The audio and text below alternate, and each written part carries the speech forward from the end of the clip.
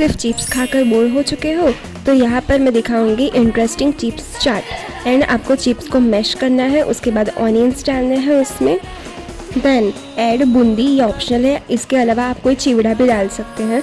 And then add green chutney for better taste and tomato sauce. उसके बाद magic masala डालना थोड़ा and chaat masala, then mix it well and enjoy.